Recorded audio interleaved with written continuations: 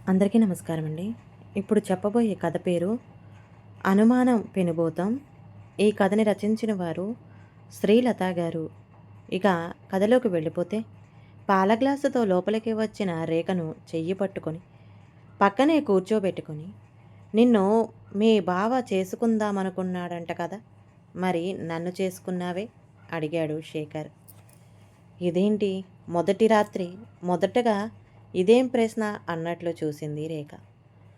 నాకన్నా అందంగానే ఉన్నాడు, మంచి జాబట, అదీకాక నిన్ను ప్రేమించాడట. ఆమె చూపుల్ని పట్టించుకోకుండా మళ్ళీ అడిగాడు. తను అనుకున్నాడు కానీ మా అమ్మకు అత్తకు పడదు, అందుకే మా అమ్మ ఇష్టపడలేదు, మెల్లగా అంది రేఖ.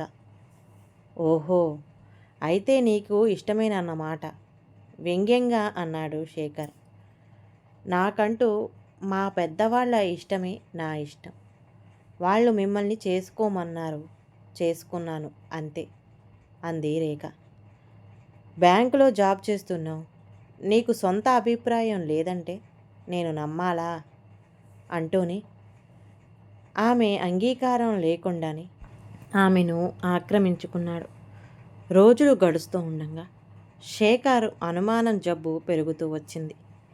అది బాగా అర్థమవుతుంది రేఖకు. తన కర్మకాలి బావకు సంబంధించిన బిజినెస్ అకౌంట్ కూడా తన బ్యాంకులోనే. ఇక రోజు మాటలతోనే నరకం చూపించేవాడు. బావకు పెళ్ళి కుదిరింది అని తెలిస్తేనన్నా అనుమానం వదిలేస్తాడని, బావకు పెళ్ళి కుదిరింది అని చెబితే, అయ్యో బాధపడుతున్నావా అని ఎగతాళిగా మాట్లాడాడు. పెళ్ళయి 4 సంవత్సరాలు గడిచిన పిల్లలు లేకపోతే హాస్పిటల్లో చూపించుకుంటే పరీక్షలు చేసి, నీకంతా బాగానే ఉంది, నీ భర్తను కూడా తీసుకురండి అన్నారు.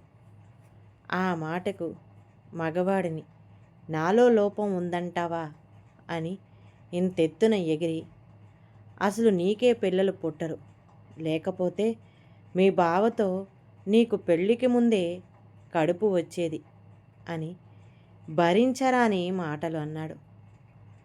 ఉన్న ఒక్కగానొక్క కూతురు భర్తను వదిలి పుట్టింటికి వెళితే తల్లిదండ్రులు అసలు తట్టుకోలేరని అతనిని భరిస్తూ బాధపడుతూ ఉండేది రేఖ. దానికి తోడు పుట్టింటికి వెళ్ళిన అనుమానమే. ఎప్పుడు పడితే అప్పుడు వీడియో కాల్ చేసి, ఇంట్లో ఎవరెవరు ఉన్నారో చూపించు అని గోలగోల చేసేవాడు. వెళ్ళడమే మానేసింది. ఏంటి ఈరోజు మీ బావ పిల్లను బ్యాంకుకు తీసుకువచ్చాడు అన్నాడు శేఖర్. ఇంట్లో చూసుకోవడానికి ఎవరూ లేరని తీసుకొని వచ్చాడట అంది రేఖ. అదేంటి, వాడి పెళ్ళాం ఏమైంది అన్నాడు. మనుషుల్ని మర్యాదగా మాట్లాడటం కూడా తెలియదు, ఛీ, మనసులోనే అసహ్యించుకుంది. ఇంతలోనే రేఖ ఫోన్ మోగింది. హలో బావా అంటూ ఫోన్ ఎత్తిన రేఖ, అయ్యో ఎప్పుడు, ఎలా, ఏ హాస్పిటల్, ఇప్పుడే వస్తున్నా అంటూనే బయటికి వెళ్ళి స్కూటీ స్టార్ట్ చేసుకొని వెళ్ళిపోయింది. ఎక్కడికే అంటూ అరిచిన శేఖర్ అరుపు గాలిలో కలిసిపోయింది. ఒక గంట తర్వాత శేఖర్కి ఫోన్ చేసింది రేఖ. హాస్పిటల్కి అమ్మ వాళ్ళు వెళితే అక్కడే అత్త, మామయ్య, రమ్య అంటే బావ వాళ్ళ ఆవిడ అందరూ కనిపించారట. నాన్నే వాళ్ళని కారులో డ్రాప్ చేస్తానంటే అందరూ రిటర్న్లో నాన్న కారులో బయలుదేరితే ఫ్లైఓవర్ మీద నుండి కారు అదుపు తప్పి పడిపోయింది.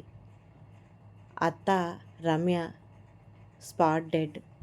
ఇక్కడ నాకు కంగారుగా ఉంది, మీరు హాస్పిటల్కి వచ్చేయండి అని ఏడుస్తూ ఫోన్ పెట్టేసింది.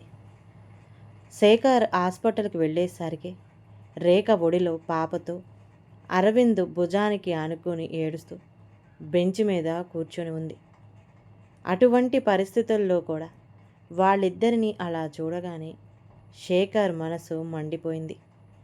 మరుసటి రోజు ఉదయమే వీళ్ళ ముగ్గురికి ప్రాణానికి ఏం పర్వాలేదు, కానీ ఎన్ని రోజులకు లేచి తిరుగుతారో చెప్పలేం అన్నారు డాక్టర్లు. వాళ్ళని డిశ్చార్జ్ చేసి ఇంటికి తీసుకువచ్చారు. ఇటువంటి పరిస్థితుల్లో తండ్రిని, పిల్లను అరవింద్ ఒక్కడే చూసుకోలేడని వాళ్ళని కూడా ఇక్కడే ఉండమన్నారు రేఖ తండ్రి. రేఖ లాంగ్ లీవ్ పెట్టి అందరినీ చూసుకుంటూ అక్కడే ఉండిపోయింది. తల్లిని కోల్పోయిన పాప బెంగతో రేఖకు బాగా దగ్గరయ్యింది. ఇప్పుడు వాళ్ళందరూ శారీరకంగా మానసికంగా కోలుకునే వరకు రేఖే వాళ్లకు ఆలంబనైంది. రోజు ఇంటికి రమ్మని ఫోన్ చేస్తున్న శేఖర్కి వీళ్ళంతా బాగయ్యే వరకు నేను రాను, కావాలంటే మీరే వచ్చి ఇక్కడ ఉండండి, ఇక్కడి నుండే ఆఫీస్కి వెళ్ళవచ్చు అంది రేఖ. శేఖర్, నీకు నాతో కాపురం చేయడం ఇష్టం లేదు, అందుకే వీడితో ఇక్కడే ఉండి కాపురం వెలగపెడుతున్నావు, నాకు తెలుసు అంటూ గొడవ చేశాడు. ఆ మాటలకు సహించలేని రేఖ ఆడపులిలా ఎదురు తిరిగింది. మిస్టర్ శేఖర్, నోరు అదుపులో పెట్టుకొని మాట్లాడు. 5 సంవత్సరాల నుండి నా తప్పు లేకపోయినా మీరన్న ప్రతి మాట పడ్డాను. ఎందుకు? తాళికి భర్తకు నేను ఇచ్చిన విలువ అది. గాడిదకేం తెలుసు గంధం వాసన అని మీకు ఎంత చెప్పినా అర్థం కాదు. అసలు మీకు విలువలు తెలిస్తే కదా ఆడదాని అభిమానం అర్థమయ్యేది. ఆడది కదా, అదే పడుతుంది, ఎంత మాటైనా అనొచ్చు అనుకుంటున్నారు. ఎప్పటికైనా మీరే మారతారు అని ఎదురు చూస్తున్నాను. కానీ చీచి, ఇటువంటి దయనీయ పరిస్థితిలో కూడా నీ కళ్ళకు ఉన్న అనుమానం పొరలు తొలగలేదంటే ఇక నీ కర్మ. నేను ఇంటికి రాను, ఏం చేసుకుంటావో పో అంది చిత్కారంగా రేఖ. ఆ మాటలకు అవమానంతో ఊగిపోతున్న శేఖర్కు అరవింద్, శివరామయ్య గారు ఎంత నచ్చజెప్పబోయినా వినకుండా విడాకుల కోసం ఎదురు చూడండి అంటూ వెనుదిరిగాడు శేఖర్. శివరామయ్య, విడాకులు నోటీసు నానా అంది రేఖ. నా మూర్ఖత్వం వలనే బంగారం లాంటి అరవింద్ నీకు దూరమయ్యాడు. నీ జీవితం ఆ మూర్ఖుని చేతిలో పడింది. కళ్ళు ఒత్తుకుంది రేఖ తల్లి.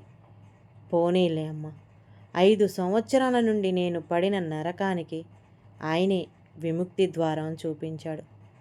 ఇప్పుడు నా జీవితానికి మిమ్మల్ని చూసుకుంటే చాలు అంది నిర్లిప్తగా రేఖ.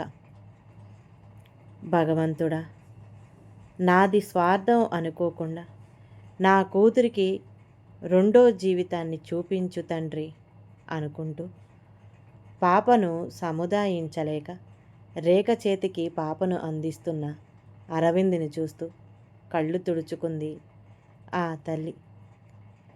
ఈ కథ గనక నచ్చితే ప్లీజ్ అండి లైక్ చేయండి, అలాగే ఛానల్ని సబ్స్క్రైబ్ చేసుకోవటం మాత్రం మర్చిపోమాకండి.